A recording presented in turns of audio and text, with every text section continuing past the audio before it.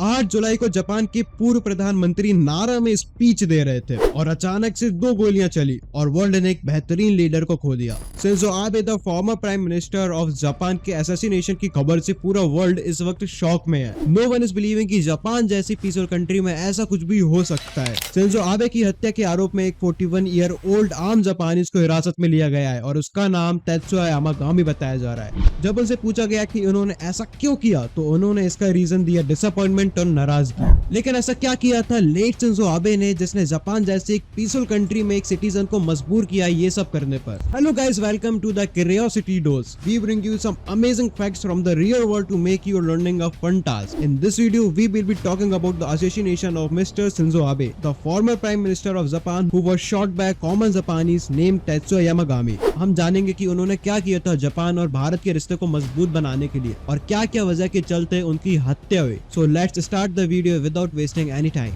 अब हम सबसे पहले बात कर लेते हैं who was Shinzo Abe। Shinzo Abe was the youngest and longest serving prime minister of Japan। On 21 September 1954 Shinzo Abe का जन्म हुआ था अच्छे खासे पॉलिटिकल घर में। उनके फादर सेनाटोरियो आबे ने 1958 से लेकर 1991 तक द हाउस ऑफ रिप्रेजेंटेटिव्स को सर्व किया था। Also Shinzo's mother is the daughter of Nobusuke Kishi who was the prime minister of Japan from 1957 to 1960। Shinzo के नाना जी नोबुसिको किसी ऑक्युपाइड चाइना और कोरिया के दे फैक्टो इकोनॉमिक किंग भी थे। ये सब जानकारी से हमें ये तो पता चलता है कि शिंजो आबे बहुत अच्छे पॉलिटिकल घर से बिलोंग करते थे, लेकिन शिंजो आबे का मन और किधर ही था। शिंजो आबे को एक फिल्म मेकर बनना था, लेकिन उनकी फैमिली के स्ट्रॉन्ग इन्फ्लुएंस के चलते उन्होंने पॉलिटिक्स में कदम रखे और कौन जानता था वो एक दिन वर्ल्ड के टॉप मोस्ट लीडर्स में से एक होंगे। बचपन की पढ़ाई के बाद शिंजो ने पॉलिटिकल साइंस के साथ जापान की सीकेल यूनिवर्सिटी से 1977 में ग्रेजुएशन की। ग्रेजुएशन के बाद वो यूनाइटेड स्टेट्स गए और वहाँ university of southern university California school of public policy से 3 सेमेस्टर तक पॉलिसी की पढ़ाई की। Later he worked for a company Kobe Steel in 1979, but then उन्होंने वो जॉब छोड़ दी और अपना पॉलिटिकल कैरियर स्टार्ट किया।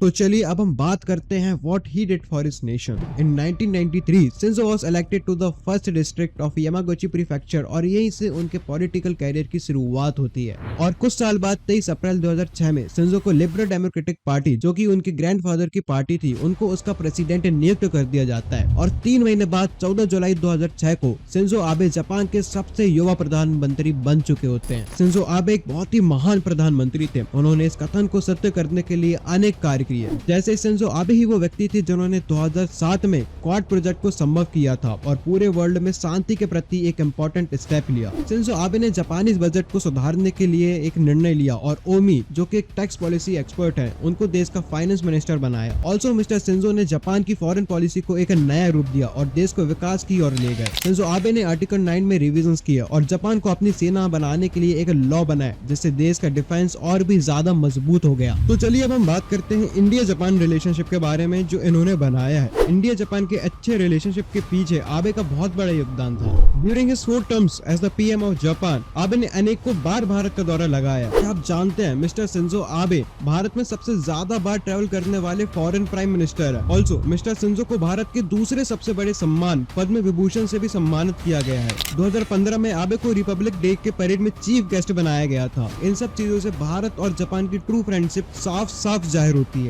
तो दोस्तों बात आती है कि why he was shot dead.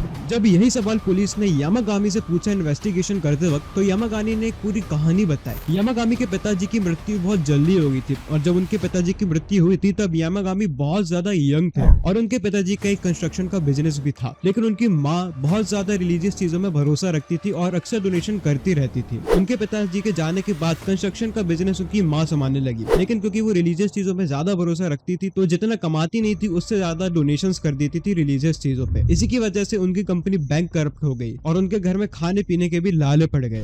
उन्होंने ये बताया कि उनका इरादा तो इस रिलीजियस ग्रुप के लीडर को मारने का था, लेकिन मिस्टर शिंजो आबे ने इस रिलीजियस ग्रुप को बढ़ावा दिया था, इसलिए सबसे पहले यामागामी के निशाने पर मिस्टर शिंजो आए। और कुछ लोगों का तो ये भी मानना है कि जापानीज बहुत ज्यादा डिसअपॉइंट थे और वो लोग शिंजो आबे को उसका जिम्मेदार मानते थे। But according to the experts, कोविड-19 से जापान की इकोनॉमी पर बहुत ज्यादा असर पड़ गया था और कैपिटल इकोनॉमी तो टूट गई थी और इसी दौरान मिस्टर शिंजो आबे ने टूरिज्म को ओपन करके प्रस्ताव रखा और इससे कोविड बहुत ज्यादा फैल गया और इसी कारण से उनकी हत्या कर दी गई। हालांकि अभी इस पूरे मुद्दे पे और भी ज्यादा इन्वेस्टिगेशन करना बाकी है और इस पूरी इन्वेस्टिगेशन को करने के लिए पूरे 90 ऑफिसर्स लगाए हुए हैं। But the truth is that Mister Shinzo Abe is no more. But वो जहाँ पे भी है, may his soul rest in peace, he will always be one of the greatest leaders of all time. So this was the video guys, I hope you like it. And आपको क्या लगता है Shinzo Abe की हत्या क्यों हुई? Drop your thoughts in the comment sections. हम आपसे जल्दी मिलते हैं अगली वीडियो के साथ। Till then subscribe to the channel to stay updated. Thank you.